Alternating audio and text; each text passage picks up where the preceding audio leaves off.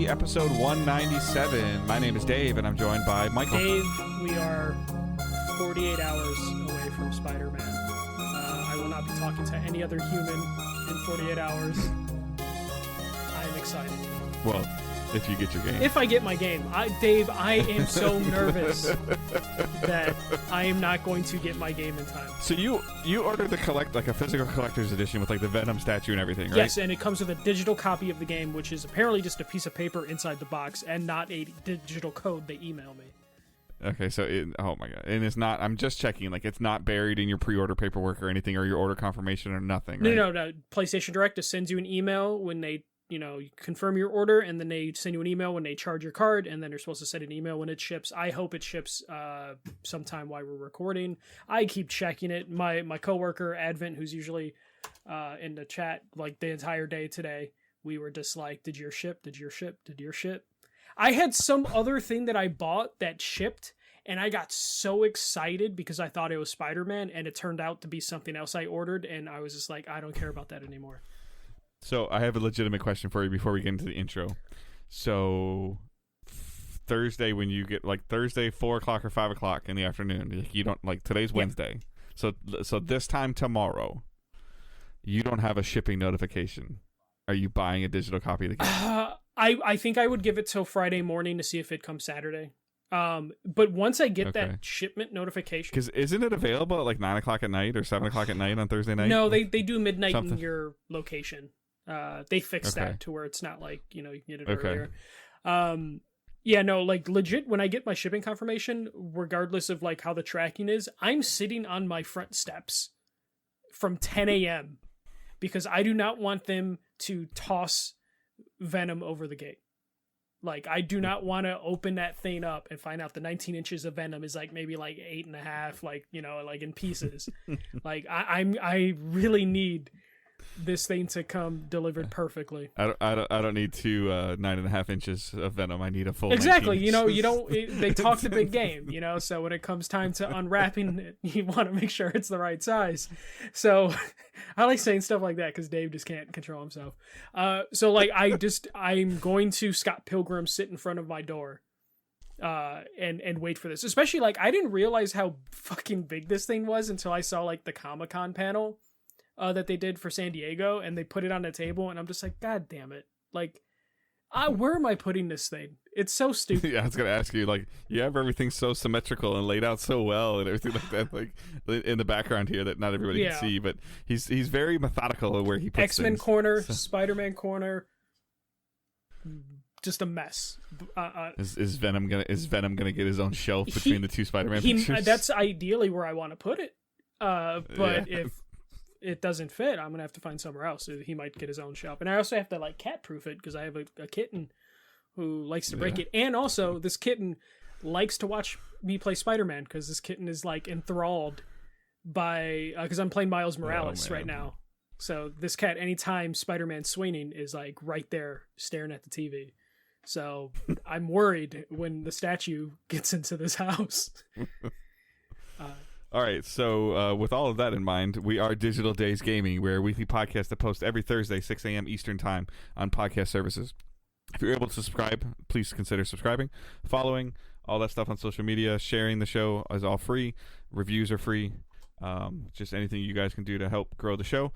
Tentatively on the horizon, I believe Michael typically has most weekends off, and then I actually have this weekend off, so we might power through Spider-Man depending. I got a couple things going on, some Halloween trunk or treats and stuff, dad things, but I should still be able to get some significant chunk of time to where we can have a goal of recording a spoiler cast within 10 days of launch. I think is feasible. And then so we'll release that on our Patreon so that you can check that out, patreon.com/digitaldaysgaming. That will come out sooner than later for the public. We're thinking about some kind of holiday drop. But anything that you guys can do to help us get more listeners to share the show, tell your friends about it, retweets, sharing on Facebook, reviewing, just to move us up in algorithms as we get into a little bit of end of the year. Lots of big games coming out. Game of the year conversations are happening. Any of that stuff just to help grow the show and get everybody ready for the holidays. So But we appreciate everyone for listening and or watching. You can watch us on Twitch, twitch.tv/digitaldaysgaming, where you can subscribe to us if you so choose. We are an affiliate. You can use your Amazon Prime account to link it to your Twitch account, and you get a free sub, or you can just sub directly to us. And those are all great and helpful ways to support and pay for this little fun hobby that we like to do. For the record, we don't really like to make a massive profit. We're not sitting on a ton of cash just waiting to go to PAX or something profit? like that. What are you talking about? Massive. There would have to be profit. No, we are not sitting on a profit. That's what I'm saying. Because you said massive profit, like something has been made. No, we're not sitting on a massive or any kind of profit. There's a little bit of money there, but we use it to invest in some stuff. Like it's a security blanket. Like eventually, Michael's cat's gonna rip his microphone out of the wall. Potentially. Owen's gonna want a podcast, and it's gonna break that microphone. Yeah. So, all right, we're going to jump right into the news, and we get to put a box. We get to close the latch on something that's over 20 months old. Yes. So, as we mentioned last week, Xbox was hoping to close the deal on Activision Blizzard on October 13th, and they did it. The deal has been closed. There was some cheesy, kind of nice, well-done trailers that they put together, being like, mission accomplished, we did it. That was pretty good. There are some little tidbits that came from that. So the first thing is Bobby Kotick is going to be gone come the end of the year. Dave's clapping. Your noise cancellation is pretty good. I don't think my mic's, Dave's clapping right now. Bobby Kotick is going away. Still no, your mic's too good. Wow. Okay. So this isn't too surprising. It makes sense that why they didn't say this was going to happen, because they couldn't, because the deal, there was a chance it wasn't going to go through. So Bobby Kotick would have looked really weird to be like, deuces, oh shit, I have to stay. This is apparently at Phil Spencer's request that Bobby Kotick sees it through the end of the year, which just makes sense. It just makes business sense to do that. Dave, thoughts on Bobby Kotick going away? Like, this is probably the best news from this. Yeah, I mean, we speculated this was happening anyways. At Phil Spencer's request to stay there, deal with clean up or finish what you've messed up, and let you be there for a little bit to handle some of the craziness while I figure out what I'm gonna do, like in terms of like how bad it really is. And I think internally it can be pretty bad. So yeah, this is not a surprise at all. I mean, other than Call of Duty, I think you remove Call of Duty from the equation, and he's mismanaged the studio. Yeah. So that's this whole organization. I didn't put this in the notes, but Bobby Kotick did a thing where he hired James Corden, like, dear God, why? Before the deal closed, and then said like, hey, Guitar Hero could come back, and this can come back, and it definitely seemed like someone who is just like, haha, I'm on my way out. One more stick. Yeah, we don't know what's going to happen with that. Phil Spencer did drop a couple things. First thing is, do not expect a surprise Activision Blizzard event before the end of the year, and don't expect a Game Pass surprise drop before the end of the year, mostly because the legal process has prevented them to get a head start on that work, so they can start on that work as of Friday. So that is the difference between what happened with Bethesda. The Bethesda thing, there was no regulation stuff that they needed to go over, so legally they could just do what they wanted, like ahead of schedule, ahead of time. So that's a little bit of a bummer, because we were talking about, like last week, Dave, you're like, that you're hoping for a special event, and now I'm thinking we'll be lucky to get a Game Awards thing. So yeah, I agree. This answer makes sense. It just sucks. I think that they didn't think the deal was going to go through. They weren't. They were preparing for worst case scenario. Worst case scenario was January, February of 2024, and they weren't. The EOC, the Europe one. Am I saying that right? CMA. I'm sorry.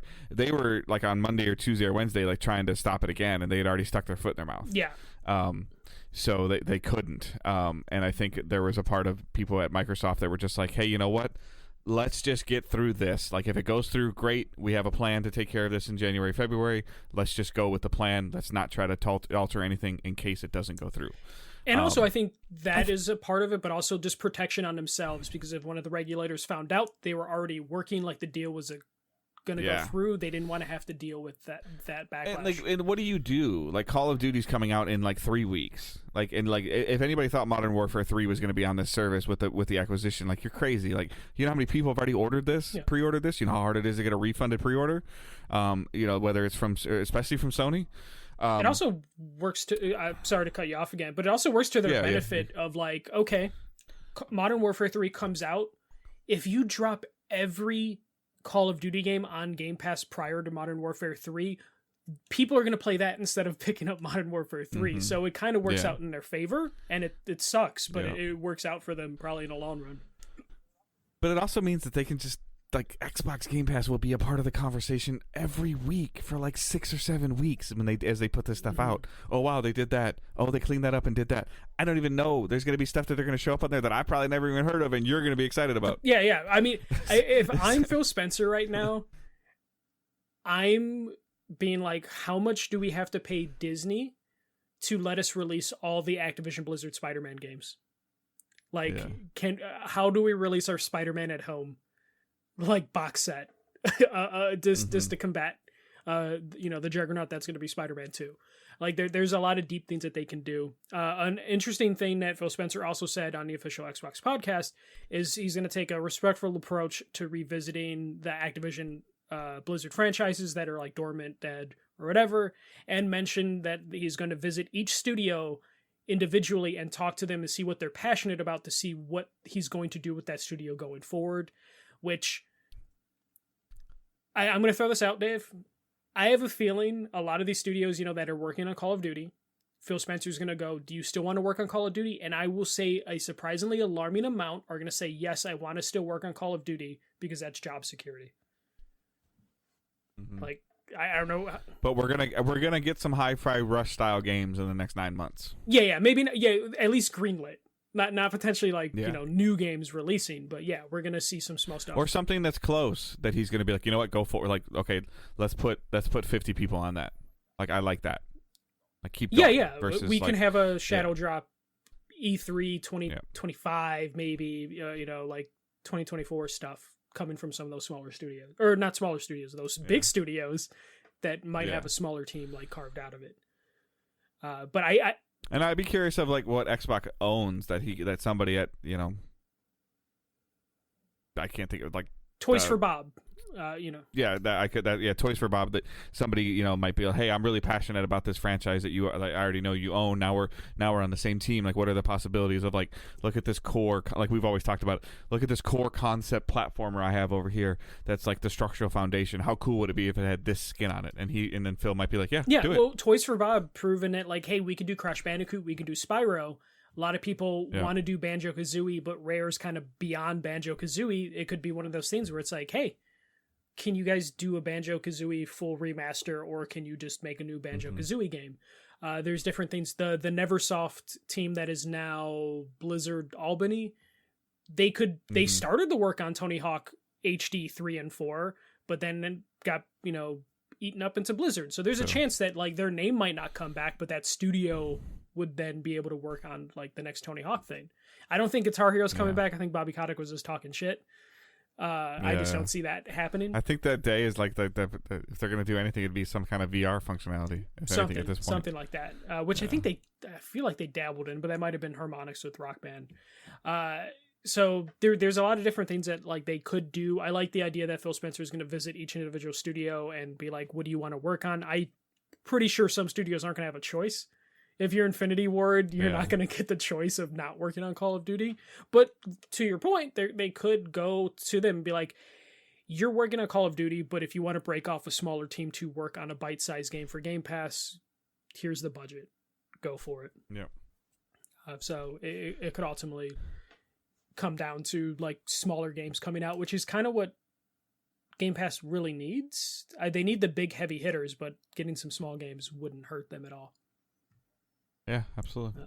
But Dave, how do you feel about having this finally over? I feel like you've been part of this negotiation or these trials because you've just been like, I want it over. I'm actually just happy to just not, like, there's so much stuff that came out of this that we have no business knowing. Like, the industry is so different now in terms of how stuff has functioned, how much stuff is paid for, what growth over subscription-based model year over year dollars, like, so much stuff has been coming out. That at this point in time, like, I'm all for, like, certain acquisitions and stuff like that, but I'd be happy if we go 6 months without somebody buying somebody. at all. Like There, it's just I'm just I know spent, I so. almost put it in there, but there's a couple analysts going around that are saying that they fully expect PlayStation within the next 6 months to I saw that. Yeah. like do like a big acquisition, which makes sense that PlayStation would probably have one more. I don't know how big PlayStation can go, but because I don't, not that PlayStation can afford it, they can afford some things, but also like if it's big enough, will then PlayStation then have to go to the FTC or the CMA just for the hell of it, because they started the whole thing to begin with. So we could see PlayStation make another move and some other random stuff coming. I think Ubisoft's now fine though because of this acquisition. Yeah, which is just the wild to think of. Ubisoft was. I think EA would be too. Like. Yeah, well, EA's been on the market, but specifically Ubisoft, who were like financially unstable, now have like a financial. Yeah, like I just feel like Microsoft and Sony are like in this, like in terms of the eye of the government or like in the courts, FTCs and stuff are like, okay, no touching, 6 months. Yeah, it would give us a little break. If you buy smaller studios, we don't give a shit, but if you buy a publisher, then we're gonna do war. Like Disney can buy EA or Disney can buy Ubisoft, but Sony and Microsoft, no. It would be wild though if PlayStation then buys EA and then is in control of the Activision Blizzard cloud library. But there's probably like a clause in that contract that's like, Ubisoft, if you sell yourself, Microsoft, we have the right to match that offer. Not necessarily to acquire them, but to block the offer. So Ubisoft's safe in terms of like they might not be financially struggling anymore. But we'll move on. Still related to Xbox, Activision Blizzard. Sorry, our PlayStation friendly people. We'll talk PlayStation a little bit. But Pete Hines is going to retire and leave Bethesda after 24 years. Pete Hines said, "I'm retiring and will begin an exciting new chapter in my life, exploring interests and passions, donating my time where I can, and taking more time to enjoy life." Pete Hines has been with Bethesda since 1999, and his first major release was with Morrowind, so this is like very long tenure with Bethesda. Going away this Dave, I would imagine, isn't too surprising. Because we also found some emails during the trials that show that wasn't like the happiest of marriages, at least at first. I don't think this has anything to do with it. I think this is why Bethesda sold. I think that he was ready to, because he's essentially like in charge of all of Bethesda, yes, correct? And in charge. So of like he was the owner of Bethesda. They were they publicly traded before the acquisition? They were owned by ZeniMax, but he was in charge. He was making the decisions for So I think that he wanted to retire, and he like I firmly believe that, and he was padding his wallet. This was the plan all along. Okay, like I want to step away, and so he started exploring an exit strategy. And while exploring the exit strategy, he found out that there was a possibility of his studio being purchased. And I promise you, he got a huge amount of money. He like and he definitely did. But ZeniMax, it was like has a board, so it wouldn't have been him just trying to bail out. No, but I mean, I think that the purchasing of this accelerated his retirement. I truly don't feel like on like 20% is his dislike of whatever it may or may not be. I don't think that's like a huge reason. I'm just saying like it definitely probably added to it of just like, oh, I'm not autonomous from this structure, like I still have to answer to somebody. I think realistically he was going to always leave. But either he really wanted to see Starfield through because he saw every major Bethesda release since Morrowind go through, or Phil Spencer asked him like, hey, Bethesda does things differently. Finish it. Yeah, like can you get us through Starfield, and also we'll just give you a shit ton more money. And Starfield's done. Starfield, we'll talk about, was successful. Whether it has like a long tail, we don't know, but I think a major reason was it's just like, hey, I don't fit in this hierarchy anymore. Because it's like he's kind of redundant. That's what I mean. Like he's kind of redundant, but you keep him on there because he speaks Bethesda. Like just to see through the game that he greenlit technically. See that through. Yeah. So I just think that the Microsoft acquisition just accelerated his timetable. Yeah. That's all, and maybe by like a year. And then they just extended his stay a little bit to get through this release, which just makes sense. Like you want. There's a lot of talk around people leaving Bethesda, like, oh, like okay, so you just released a huge game, Like Starfield is huge, whether you agree with it or don't agree with it. It's a humongous game, and maybe whatever their next project is, like a creative director is like, that's cool, but that's not what I want. That's not what I'm passionate about. So I'm going to move on, because there's a creative director from Starfield that's leaving also. The lead quest designer has left Bethesda. The lead quest designer, yep. And then the guy, and maybe he was really good friends with Pete Hines or whatever, and the guy that he's been working hand in hand with for a while is retiring too. So he's like, you know what, it's probably time for me to make a change. Versus, like, I don't think that there's turmoil in Bethesda with Microsoft. Oh yeah, no, I don't think that there's none there's at all. Probably it's not all shiny and perfect, but I don't think that there's just causing like a mass exodus. I think it probably was like, I was my own boss. It's not really fun being under someone else, sort of thing. But I don't think that's the main driver. Circling back, like, this is why Sony paid so much for Bungie, though, is the retention. Yes. They didn't care about Destiny 2. They didn't care about Marathon. Like, those were going to be successful whether Sony owns them or doesn't own them. They care about whatever model what Bungie has been able to implement to get people to sign into their game. Yeah. Again, whether you like it, whether you think it's a good number, you think it's a bad number, X amount of people are booting up Destiny 2 every day, every week, every month, every season. But PlayStation does not give a shit about, like, the IP. Yeah. Right. That's why the Bungie could still own it. Yeah, that's part of the deal of just like, hey. Right. And I'm standing by this mantra, and I keep saying this, like, Bungie stopped factions. Like 100% stop, no, but like if you would break it down, it's pulled the brake. Yeah. Yeah, it definitely. I think Naughty Dog not 100 got in like, their own way. I think if this Sony Bungie merger didn't go through, I think we would see some kind of release date for factions. But I think Bungie looked at it and said, that's not ready. It could have been, or they're like, it's ready as in you can release it, but it's not going to hit these. There's no legs. There's no legs. There's no monetization from here, which means we could have gotten a really good Thane factions that would have been fun to play for a couple weeks, but like that's not what PlayStation wants.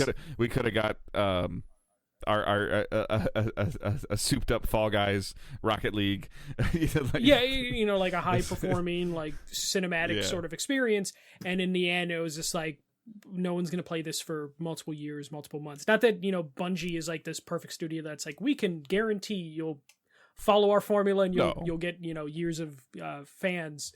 But it's definitely one of those ones where Bungie poked enough holes that they're just like, okay, where's the dopamine? Yeah. Like, you guys don't have any dopamine. Yeah. Like, and I think that plays a part in it, but I also think a chunk of what stopped factions was possibly Naughty Dog themselves in terms. Naughty Dog trying to Naughty Dog. Yeah. Of just like, hey, we can do this, and we're gonna need like this AAA Naughty Dog budget every quarter, and then they're like, no. Yeah, but circling back, I mean, 25 years for Pete Hines, some awesome stuff came out under his leadership. Some games that are not even for me, but for you, I know that that will hold a place in your heart for the rest of your life. Yeah. That came from his studio. Yeah, exactly. So. It's one of those things where I mean, Skyrim and Fallout. Yeah. And it's not quite Todd Howard, the actual creator of those things. If Todd Howard leaves, I think that would be like horrible for Bethesda. But Pete Hines is the one who helped greenlight all of these projects. So I'm interested to see what he does, because like 25 years, I would imagine he's like in his 50s or 60s. So it's one of those things where I'm curious. Like, I don't see him walking away from the industry, so I want to know what the next move is. And also, you mentioned, the people leaving Bethesda that worked on Starfield. I wonder how many of those people are going to be like, hey, Pete, you going to use some of that Microsoft money to like maybe start a new thing? And that'll be the telling thing. Like, if he truly retires, like, and he just does, like, and we don't hear from him, and maybe he becomes a consultant for somebody where he works at home and looks at a script. Yeah. Sean Layden, but I mean, if he like in 2 years, if he buys a building across the street in Bethesda, Maryland, and starts something else. No, that's what I'm going to be curious about. If he's like, you know, that's when you'll start seeing like, okay, there was some ill will or some damage done. Especially if it's like start picking people from Bethesda, and it's like, oh, this is. I mean, that's basically what happened with Obsidian. Obsidian basically was like, fuck you, Bethesda, and then started to take Bethesda employees and then turned into its own like thing that was acquired by Microsoft. But to stay on that Starfield discussion a little bit, September NPDs came out. What is their new name? I always forget their new name. Circana is the new name for NPD. Okay. So the Circana numbers came out. That just sounds bad. It sounds dumb. It sounds like Carvana. So Starfield was number one during the month of September, beating out Mortal Kombat in sales in the US, according to the former NPD group. Starfield was the 7th best-selling game of 2023, with Mortal Kombat being the 8th best-selling game of 2023. Starfield sold the most on PC, which allowed PlayStation to maintain the top spot in hardware sales, with the Xbox Series S and X getting second place in hardware sales for consoles. So first of all, beating the Switch is pretty cool for Xbox. Yeah, which is something they haven't been able to do in a while. I think there was Correct. only like 1 or 2 months they were able to do that. Yeah. And then also just a little bit, PlayStation has led the first 9 months of the year, and that probably is not going to end when we talk about Spider-Man. Right. But Yeah. Dave, we talked about this. Like, our predictions are slightly off because I believe you thought the Xbox would get hardware sales 2 or 3 from this. Because I think I said it was going to be. I think I said it was going to be the number one game. you said it was going to be number one game, but you also said you wouldn't be surprised if hardware would have hit number one as well. But we don't know what those hardware numbers are. We just know they're number 2. PC being the best-selling platform is kind of surprising to me, but also just makes sense. It's not. But Early access. Yeah, the early access really sold well for them then, which is just kind of crazy. Yeah, so but the number on Steam was ridiculous, so that's why it's on PC. It's like kind of wild because Game Pass PC is cheaper than Game Pass. Right, but you would have to. So I'd be curious. Like what we don't know is that who. I think that if you had Game Pass, you could pay the extra $30. You could pay $30 additional and get the 5-day early access. Like you could buy the Elite version and pay the $30 from $70 to $100 and get the base game through Game Pass. But the Steam numbers were ridiculous, and the Steam numbers have nothing to do with Game Pass because you go through the Microsoft Store when you play on Game Pass. This is what I've been saying for months, a year and a half of you can have both. You can have successful Game Pass numbers. Again, what's deemed successful and not successful, I don't know. It staying consistent and not receding is good. It should grow. I think we still will hear something about it growing this month. And you have the Game Pass option and you have the purchase option, which is what I've been talking about for months. And as long as Microsoft can release the marquee hardware or software, as long as they can release the marquee software, they can have both. They can have either maintained Game Pass numbers, which again, based on any subscription services at all, maintaining your number is good, as well as growth, and they can have sales. They have both of them. The only thing I don't care where the sales come from. I don't care. Microsoft we've established they don't care about selling the box. They don't. No, as long as they sell something, like they're fine. I am going to be curious to see what Starfield does next month. I can see it dropping significantly down the chart. I can still see it being in the top 10, but I think it drops like 7 to 10. Right. For the month or all for time? The month. All time it might also drop because Spider-Man's coming COD's out. coming out. Wonderland. Spider-Man. Or Wonder. So I can see it. Yeah, well, Wonder, Call of Duty, and Spider-Man. Within the month of October, at least for the first 2 we mentioned. Yeah. So I can see it dropping off the NPDs. The top 10 or towards the bottom of the top 10 for October. But I think this was successful for Starfield. I would say hitting number 1. I think. Regardless of how well it does on Game Pass, I think if it wasn't number 1, you'd have people panicking. And for the record, if Game Pass subscriptions were super successful, we would hear them say that they crossed a certain number. Which surprisingly we haven't heard, which is also kind of curious. Right. I just don't think it's as high as they want it to be. That's all. It's higher, but I don't think it's as high as they want. They probably, if it's like single-digit percentage, they're probably like, that doesn't sound too good. They'll probably wait till it hits like a double-digit percentage to be like, hey, 10% increase. But the rest of the NPDs or the Carcana, whatever it's called now, are as follows. So Starfield's number 1, number 2 is Mortal Kombat 1, number 3 is EA Sports Football Club. Madden is number 4. Payday 3 is number 5. Wow. and you dropped the ball. Payday 3 will not be there. And that's on Game Pass Yeah. too. It's on Game Pass too, and also had one of the worst launches of the year. So we probably won't be seeing Payday 3 on next month's NPD. Maybe we will because it works. I don't know, man. They have burned a lot of bridges. NBA 2K 24 is number 6. The Crew Motorfest from Ubisoft is number 7. Dave, I didn't even get an email about this. I did. But yeah, I mean the Crew games do well. Like their Crew franchise always does well. But this is Ubisoft. But it's just not us. It's not us. Yeah. Armored Core is number 8. It was number 2 last month. I think that's pretty impressive for Armored Core. Two top 10s is fantastic. Yep. Hogwarts Legacy is number 9. Last month it was number 5. Wow. It's number 1 on the all time or this year. I think so. I believe it is number 1 until Call of Duty comes out or something. And then Call of Duty Modern Warfare 2 is number 10. Last month it was number 4. Those are all the new additions, or not all the new, those weren't all new additions, but those are all the main ones. Star Wars Jedi Survivor still hanging out in the top 20. It's at number 11. But yeah, pretty good NPD. I can't wait to see where some other games go on there. Nintendo's about to just unleash an avalanche of games that'll probably eat up most of this list over the next Super Mario Wonder and Super Mario RPG and something else. Yeah, so there's it's going to eat up this list pretty fast. But yeah, that was the NPDs for September. Do they have a catchy name? Or is it the Circana bestseller list? I don't like it, Dave. I don't know if I like Circana. Yeah. But yeah, Starfield was successful. Mortal Kombat 1. I love when I see Mortal Kombat still able to hit like the top of the charts.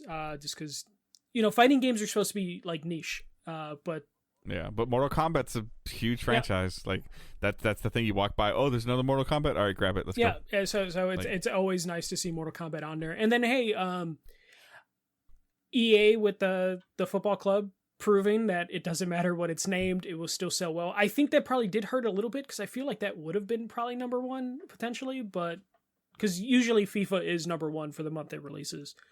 But that's not too big a deal for EA. They had. Did it release in September? Yes. Is that new? Okay. Yeah. Shows you how much I pay attention. I mean, we don't watch that football here. We watch football. But yeah, their sports game is September. So that is it for the September NPDs. And Dave will talk about what probably is going to be number 1 next month. We haven't played it yet, but the Spider-Man reviews are in, and Dave, it's good apparently. It's got a It's got a 91 on OpenCritic right now. I believe it's also 91 over at. Such a sleeper hit, man. Like I can't believe that this indie game came out of nowhere and is doing that. Yeah, so. Insomniac, that unproven studio. Yeah. I am not surprised by this. And it's funny. Some of the reviews are like, "Hey, it doesn't like reinvent the wheel, but it's a good story." Doesn't need to. That's okay. Yeah. Those are probably some of the lower reviews, like the 4s out of 5s, the 8s out of 10s. Were just like, it's kind of the same gameplay you got before with some new stuff in it. And I'm just like, that sounds perfect. Like, that's what I want. Are you hearing about time? Like, did you are you hearing about time to beat? Let me look up real quick. Yeah. So I was just curious. Because I've kind of tried to stay away from it.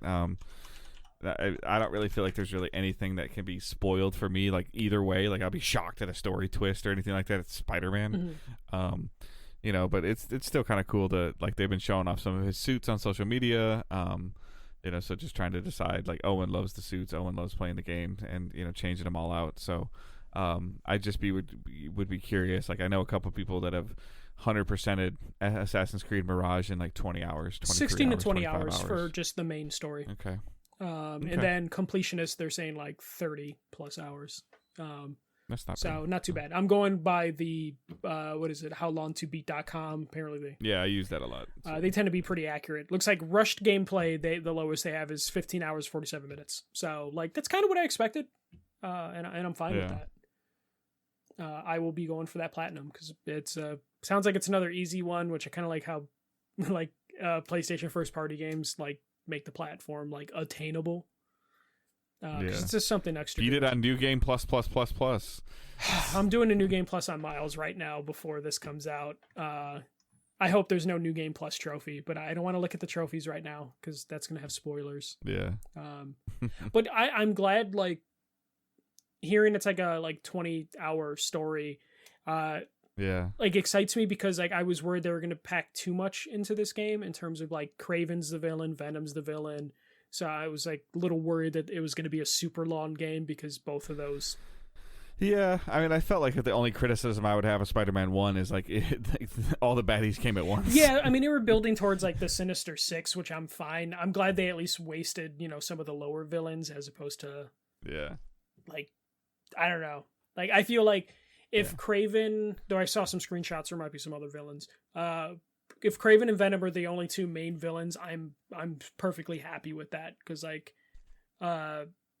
the Sinister Six is a fun idea, but like at a certain point, it's just kind of too many villains. There's so much they can do off of this. I mean, like they can do a Miles Morales style thing with playing another game playing as Venom.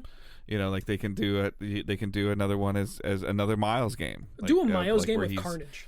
Like do something. Like they're gonna almost have 3 characters at this point in time and to build off this franchise. Mm-hmm. Like. And they have comic books to use as jumping points that then they can just make their own twist. Yeah, and they've done a pretty good job from what I read on this in terms of like, hey, here's the stuff inspired by comics, but Insomniac's given enough like leeway that they can do whatever they want. So I'm looking forward to see Insomniac continue to do their version of Spider-Man. I mean, I feel like on top of the movies, like obviously him being introduced into the MCU is a big deal, Spider-Man as a character, but I would say that I feel like Insomniac was what they've been able to do with Spider-Man is very similar, if not better, than what how Rocksteady helped revitalize Batman again. Yeah, I would say. Yeah, I would probably say it's like better, not by much, because the first like. I felt like when Arkham Asylum came out, like Batman was kind of like dormant. It was. Everybody thought Batman was really cool, but the character itself was dormant. Spider-Man was not dormant when Insomniac started working on it. It was ascending up because there was a lot of conversation about him coming into the MCU, and the game and him coming into the MCU went together. Yes. Versus like I don't really feel like we would have got I could be getting these time frames messed up. I'm bad at this, but I don't know if we would have got a Dark Knight movie trilogy without the success of the Arkham You're franchise. You're completely off on that, but it's okay. The Dark Knight stuff came out before Arkham Asylum? Yeah, that was like during it. So I want to say, because I remember Dark Knight came out 2008, so Batman Begins would have been like 2005. And then Arkham Asylum, I want to say, was like a 2010 game. As much as I would love to give Rocksteady the love for that. 2009, August 25th, 2009. Okay. And then The Dark Knight. And what is it, Dark Knight Rises? The Dark Knight is the second one, and that came out 2008. So yeah, Batman Begins was like But there was another one. Batman Begins was 2005. But I feel like there was which one was the Heath Ledger Dark Knight, Joker? Which was 2008. Okay. So a year before Arkham Asylum. Okay. Yeah. But I felt like there was more Batmans in after 2010. Arkham Asylum games? No, the Oh movies, yeah, like, Dark Knight again, Rises was but that was the same main character. That was the same Batman, trilogy. Right? Okay. That was 2012. Yeah. So there really hasn't been anything since 2012. Well, okay. Justice League, Batman. So you can say that like Arkham Asylum was on its rise, Rocksteady, while the movies were on their fall. For some reason, I thought that Asylum was much older than the Dark Knight trilogy. I'm sorry. No, it's okay. It's okay. You at least knew the movies were around that time because you're not great with like movies. But yeah, no, definitely. But I would say like as the movies were slipping because Rises, didn't really it wasn't that good. It was okay, and then there was like nothing Batman related. Rocksteady got to maintain Batman for several years. Is that other movie, The Batman, is that out yet? That came out, right? 2 years ago? 3 years ago? Damn. See, COVID messed me up so bad because it stopped for a little while, right? Like it was. So the Robert Pattinson's Batman, that was the funny thing with Robert Pattinson where he got buff for the movie, and then COVID happened, and they got pissed at him because he lost all of his weight that he'd like built through muscle. during COVID. That's out, right? That's yeah, out. That's been out for like 2 years. I don't think I've seen that. It's really good. It's really good. Okay. It's the only good thing that DC's produced in the last like 5 years. Yeah, Evan, I haven't seen that one because that was the bad part about it is like I relate things to colors, but that's like the black and red Batman stuff, yes, right? his logo, like in terms of like his. Yeah, I believe the poster had some red on it, but it's not Batman Beyond black and red, but it's right. His poster was red. It's the one that overplayed their Nirvana song to a like comical level. I'll have to look into that. But yeah, Spider-Man apparently is really fucking good. I've checked my shipping and it has not shipped yet. This entire time. Womp womp. I better get a shipping confirmation tomorrow. Like my whole weekend's planned around this. I'm sure you'll keep us updated on Discord. You and Grey Ghost are going back and forth. Did you get it? Did you get it? Yeah. I literally, there's like 3 people that I've just been messaging back and forth of like, did you ship yet? Did you ship yet? So yeah, see, Advent no emos yet. Yeah, that's one of the people I've been constantly asking, like, did it ship yet? Because I need to know who I'm mad at. Like, I need to know if I'm going to be mad at PlayStation for not giving this. Who's in the assembly line in front of me? You know what's annoying is the collector's edition comes with a steelbook, even though there's no physical disc, which means I'm going to have to wait for Spider-Man 2 to be on sale so then I can get a physical disc so I can put it in that steelbook. Is that weird? Okay, yeah I'm waiting for it. Because I need to put. Because are you gonna leave the steel disc like propped open? You can see the. No, disc I just want it to be quote unquote complete in box. Oh my god, Dave, I have a problem. I like collecting video games. Yeah. It's okay. I mean, like when I say that I want something from when I talk to Angela about wanting something, I just like, hey, like it's cheaper than Michael's version. Yeah. And I'm just like, I could be like wasting time watching football. I'm playing a video game. The fucking Lions. Best team in the NFL. I can't wait for them to get knocked out in the playoffs, and then you're just like, you know what? We make progress. They are tied for the best record in the NFL. Okay. I act like I care about football, but I don't. Yeah. I just know, like, come like. I mean, I could be a Bears fan. That could be. They could be like on depression, like full on depression mode right now. But yeah, no, it's okay. Your basketball started, so you're good. And I'm so happy. Oh wait, the regular season hasn't not started. Last yet, preseason right? game close. is this week, and then next season, or next week is when the season begins, and I'll be happy. But who was the Super Bowl champs? Kansas City. Okay, yeah, it's the Kelsey okay, Swifts. yeah, I was gonna say it's the curse of Swift. But you know, I just look forward in January when you're like shit, we got knocked out, but it was good progress. And it's like, okay, dude, if they win a playoff game, that'll be the second time they won it in my life. That's crazy because you're old. Yeah, I know. They won one playoff game in my time, which is crazy because there's been several Hall of Famers on the team during your lifetime. Yep, I know. Trust me. Yeah. But yeah, that's all the news I have. And Dave, I don't think anything was delayed unless I missed something. Yeah, I don't really think anything was delayed either. So yeah, like what we're playing and watching. Like Angela and I are still watching. Burn Notice when we can. Just like some of the weather change and some stuff we got going on with scouts and school, like it's been tough. I have Assassin's Creed Mirage. I haven't started it. I probably won't start it now with with Spider-Man coming out in 48 hours. I need to pre-order that this week to get the suits and stuff like that. And then do you change I'm happy suits that it's ever? I feel like you don't. Sometimes I might when I don't know when I log in. Like it just depends. Like if I get a new one, I'll probably just. Do I change suits? Not on the fly, but if I get a new one, I usually put it on. Does that make sense? Yeah. You give it a twirl, and then you're just like, all right, I'm going back to the OG. I feel like in the first one, wasn't there like some of the suits were tied to abilities for a little bit? There was different abilities on them, but I believe in Miles Morales you can then peel those abilities. Or no, in Spider-Man, there's abilities tied to them, but then you can peel them off and mix them. Yeah, when you got the suit, you got a new ability, and that meant you could then put that ability on with other suits. Yeah. So, but yeah, so I mean, I just think like messing around with it and looking at it sometimes. Yeah, Owen will like ask me to change sometimes because eventually I'll be ahead of him for a while, and then he'll catch up. So I look forward to a lot more voice acting in it versus like Owen's trying to play a lot of games right now where that require reading. He can't fully read yet, so it's at least not at a video game reading comprehension Gotta put level. the screen narrator on. Most accessibility options have It's like that. Switch doesn't have that. Switch has none of that. Like Switch will not read to you at all. At all. Damn it, Nintendo.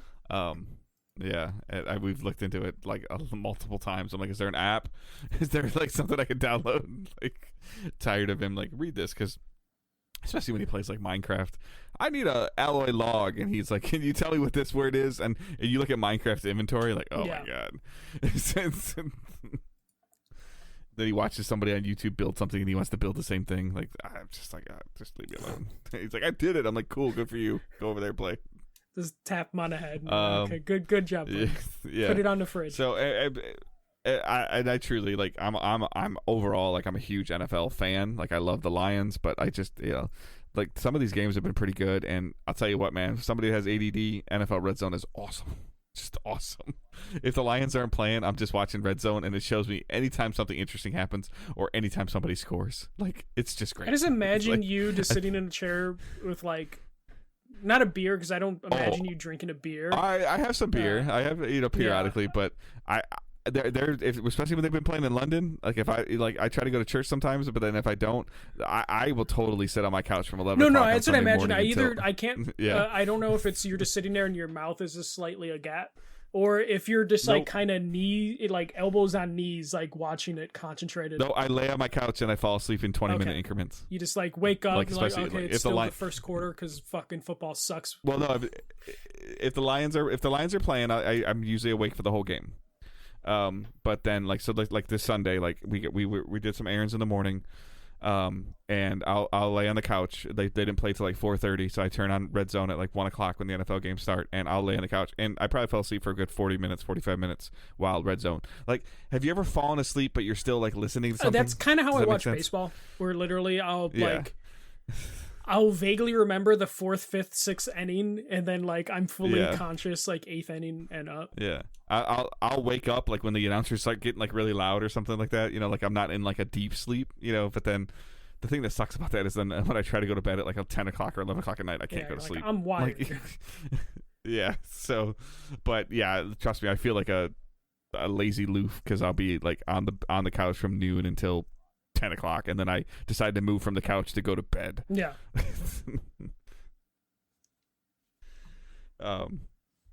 Yeah, so like it's just I love watching the NFL though. I mean, in terms of like some of the fantasy stuff, I don't gamble at all. Like I truly prevent myself because I'm afraid of like if I start like I'll get addicted to it, so I just don't start.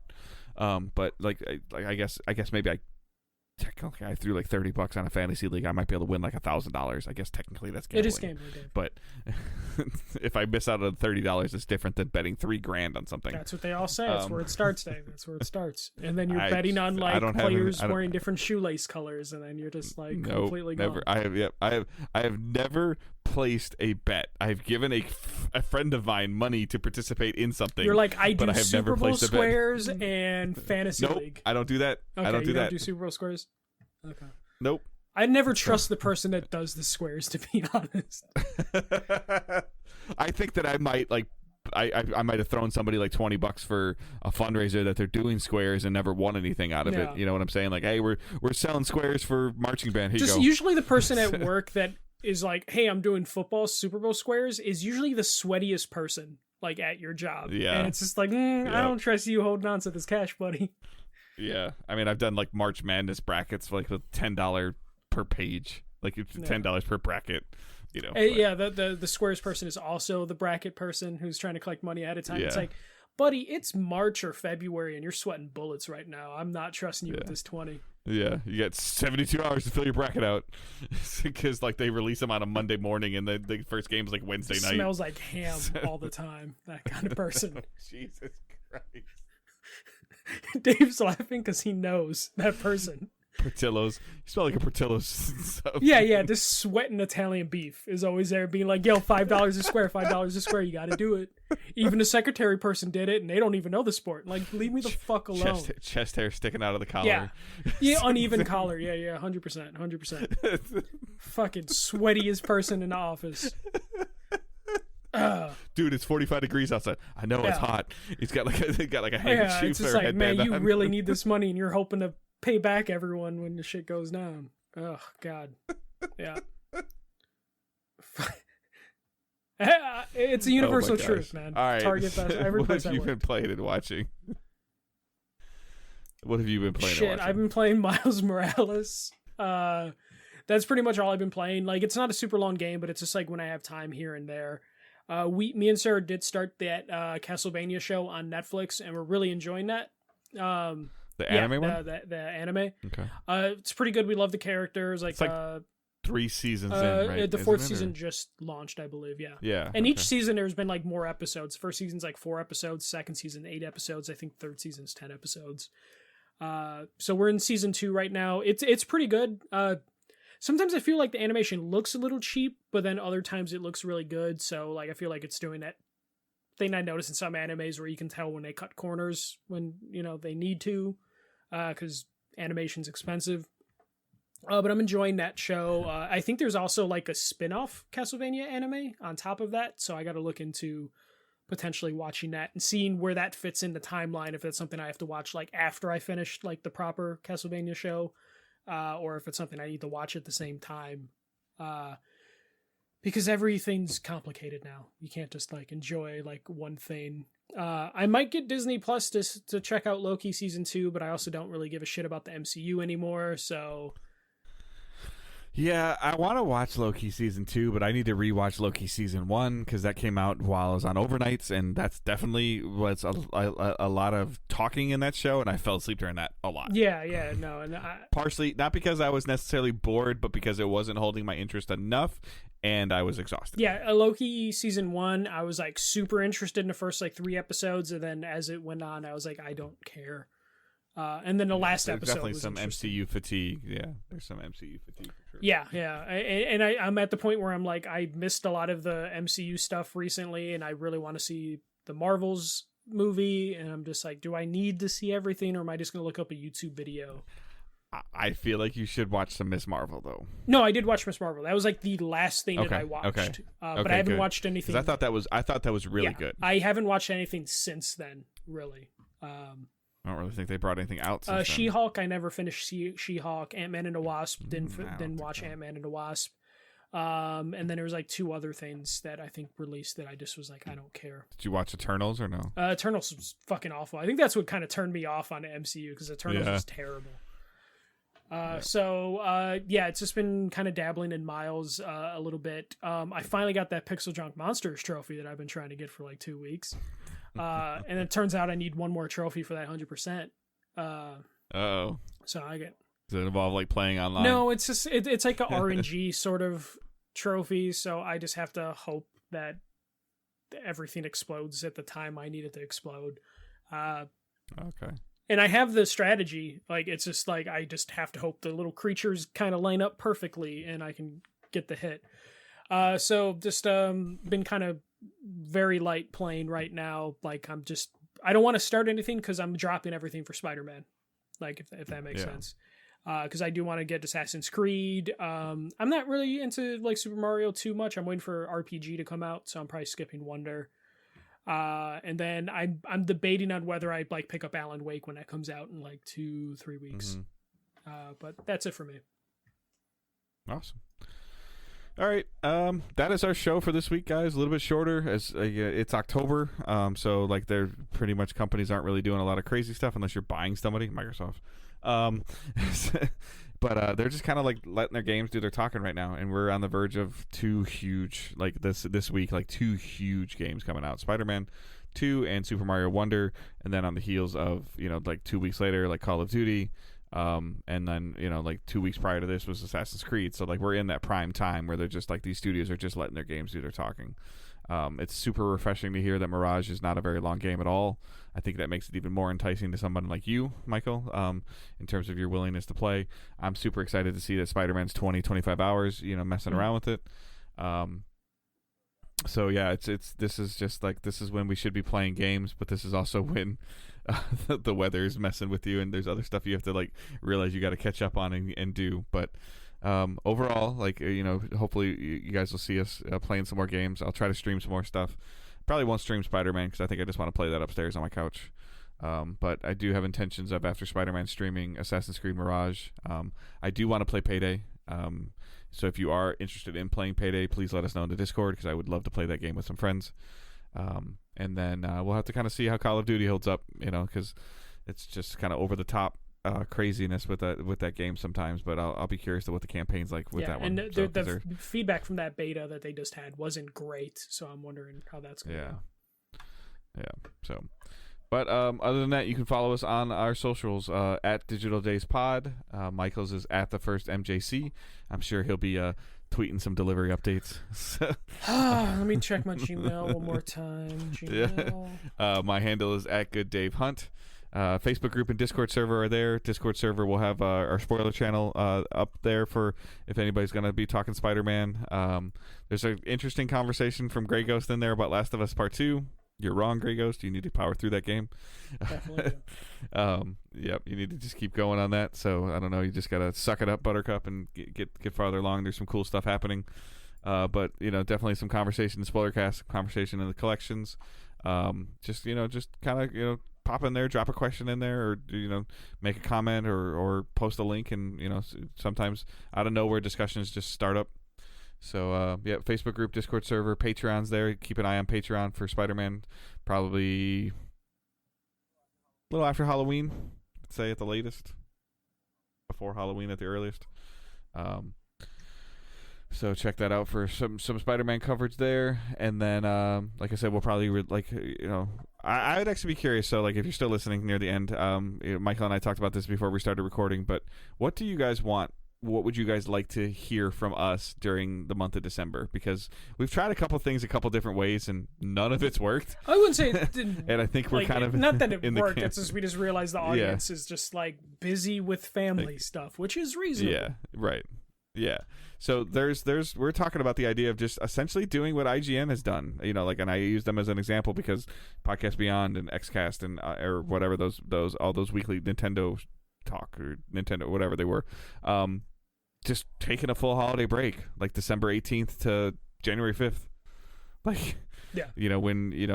Just and then coming back fresh and then rehashing 2023 in January of 2024 and just kind of going on because there's really not a lot of stuff coming in January. And we feel like it does two things. One, if you're somebody that stays up to date on the show, you have a hard time staying up to date during the holidays because you've got family, you've got Christmas shopping you're doing, you got holiday stuff, your kids are home from work, you're off work, etc. You're not commuting, all that stuff. Or it gives you a great opportunity to catch up if you're behind. So somebody that's today's October 18th, but somebody might be listening to this on November 20th. Mm-hmm. So we feel like that time frame gives you an opportunity to catch back up. So please let us know. I feel like there's, and Michael can attest to it because he does it more than I do, but it's radio silent from December 20th to January 5th. Oh, yeah. I've gotten PR emails that are just as soon as Thanksgiving hits, we're done. Happy holidays. Yeah. It's like they do the college break thing. They come back from Thanksgiving, they finish, they have 5 days of finals, and then December 6th, they're done. Yeah. And then we won't see him till Martin Luther King Day. Basically every time. So yeah, we'll see. I mean, not again to Michael's point, not that nothing worked, but we've spent some time pre-recording stuff 2 or 3 weeks in advance, releasing it in a 7-day increment, and not seeing a ton of movement on it. When we look at those episodes and a month later, then they get the downloads Yep. because then people have time. Yeah. Again. So, yep. So I don't know. Just let us know if it's something that you're just going to be hey, I just catch up in January, or or what kind of content you'd want to hear from us in December, because it gets pretty bleak in December with news. I mean, Dave, if you record an episode, just giving people updates on the Lions, I'll be happy to sit out on those. Mm-hmm. How'd that Bulls podcast go for you there, buddy? I mean, we might bring it back, but the Bulls are very depressing, so it's really hard to keep that going every week. The Lions are winning, so you might be excited to talk about the Lions. And that team 45 minutes north of you just got way better in basketball. So. All right. So I hope everyone has a great week. Happy Halloween. No, we'll be back before Halloween. Yeah, really? It's the 18th, dude. Yeah, you're right. Yeah, okay, never mind. Man, Shut you're up. bad at dates. I write a schedule at work that involved Halloween this week. Okay, all right. Double check that schedule, Dave, based on... No, that's good. I have to write my schedule 2 weeks in advance. Okay, all right. I don't know what day it is. Double check that schedule, Dave. Shut up. Dave's going to pop his phone later and be like... I hope your 19 inches of venom is 17. He better not be. I got the tape measure out. Just a tip. Never mind. I don't know what tape measure you use, but I mean, it's just they've got to measure venom, so I'm gonna measure venom. And the question is venom 19 inches, or are they counting like miles and Peter? the elevation, the little 6-inch stick that he's sitting on to make it look like he's in the air. I'm gonna have to inspect this thing, make sure I'm not getting ripped off because they did tweet, a specific thing. That'll be a great return of our TikTok channel as you measure your venom. It might be. Yeah, 19 inches of venom. They promised. I hope everyone has a great week and keep moving forward. Don't be a dick. See ya.